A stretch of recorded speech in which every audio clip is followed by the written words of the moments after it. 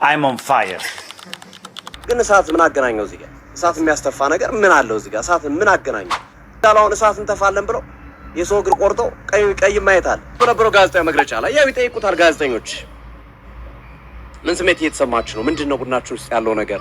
ሽንፈት በተደጋጋሚ እያጋጠማችሁ ነው? ጫና ውስጥ አይከታችሁም ወይ? የሚሉ አይነት ጥያቄዎች ይጠቀሳልና መጀመሪያ ምንድነው ያለው? I'm on fire አለ ቀስ ብሎ ማለት ነው። ከዛ በጣም ስሜታዊ ሆኖ ፋየር ይላል።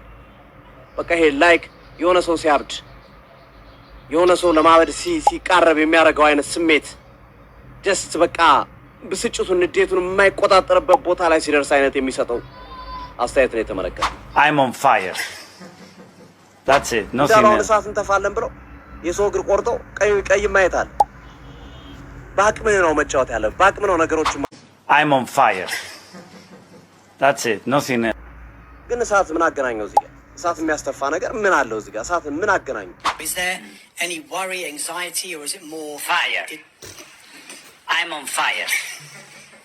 That's it. Nothing else. I'm dreaming so much. I've done so much, to be in this position because I know how this club it was. I've done so much against anything that this is beauty. I just see beauty, opportunity, and I want to get it done for all these people that they've been in this journey with us.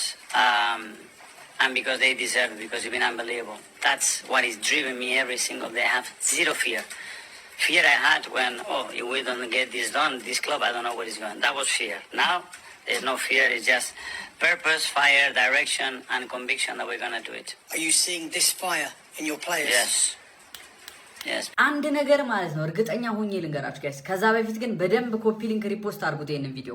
ለሁሉም የአርሰናል ደጋፊ መድረስ አለበት። ይሄ ንግግር ከምሬ ነው የምላችሁ። ትዊተር ላይ በደንብ ዜናዎችን የምትከታተሉ ከሆነ በርካታ የሚኬል አርቴታን ፕሬስ ኮንፈረንስ የሚከታተሉ ሰዎች እዛው ላይቭ ጥያቄ የሚጠይቁት ሰዎች ሚኬል አርቴታን እንደ ዛሬ ኢነርጂቲክ ሆነው እጅግ በጣም ልክ እንዳለው እሳት ሆኖ አይተነው አናቅም፣ እጅግ በጣም በተነሳሽነት ስሜት ላይ ነው ያለው በማለት ተናግረዋልና ሚኬል አርቴታን 6 ዓመት ጠብቀናል ጋይስ።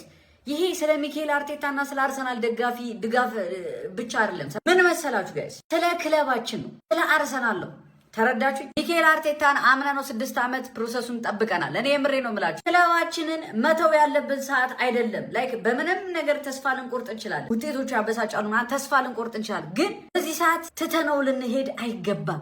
ለአንዴና ለመጨረሻ ጊዜ ለሚኬል አርቴታ እምነታችንን እንስጠው። ከምሬ ነው የምላችሁ። እንዳልኳችሁ በሚኬል አርቴታና በደጋፊው መካከል ያለው ነገር ይቅርና በደጋፊውና በአርሰናል መካከል ይሁን። በቃ ሙሉ ልባችን ለአርሰናል ይሁን። አርቴታ ላይ ሁላችንም ቅሬታ አለን። ብታምኑ ባታምኑ ከምሬ ነው የምላችሁ። እዚህ ላይ እንዴ ቅሬታ ያለን የማይመስላችሁ ሰዎች ራሱ አርቴታ ላይ ድብና አድርጎ ቅሬታ አለን። ግን አሁን ላይ ለመሸሽ ጊዜው አይደለም እና አርቴታን በእንደዚህ አይነት ወኔ ማየት እኔ ፐርሰናል ጌታን ነው የምላችሁ በጣም ነው ደስ ያለኝ። በቃ የሆነ ፓሽኔት አልታያችሁ? ምንም ነገር አልታያችሁ?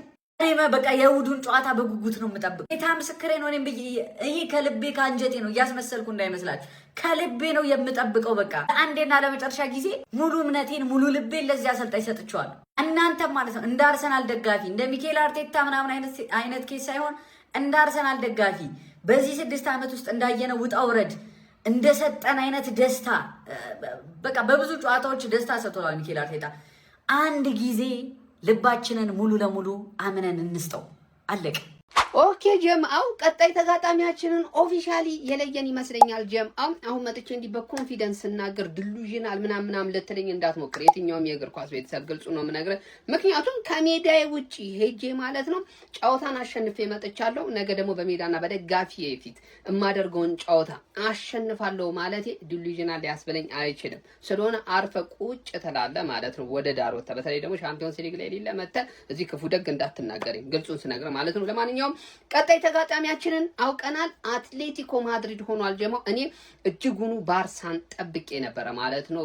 አትሌቲኮ ጨዋታውን አሸንፎ እንግዲህ ቀጣይ ተጋጣሚውን በመጠባበቅ ላይ ይገኛል። ነገ እጅግ ወሳኝ ጨዋታ ነው የምናደርገው። ጀማው ጥንቃቄ የተሞላበት ጨዋታ እንደምናደርግ ጥርጥር የለኝም። ጀማው ግን ይህንን ጨዋታ አሸንፈን ወደ ቀጣይ ዙር እንደምናልፍ ተስፋ አደርጋለሁ። ጀማው እንዴት ነው ከባርሳ ይልቅ አትሌቲኮ የተሻለ ተጋጣሚ ነው ብላችሁ ታስባላችሁ? ጀማው አሁን እንግዲህ ዘሐራም ፉትቦል አፕግሬድ ሆኖ ልናይ ነው ወይስ እንዴት ነው? የተስተካከለ ፉትቦል እናያለን ብላችሁ ታስባላችሁ? እስቲ ሀሳባችሁን አካፍሉኝ። ይመቻችሁ።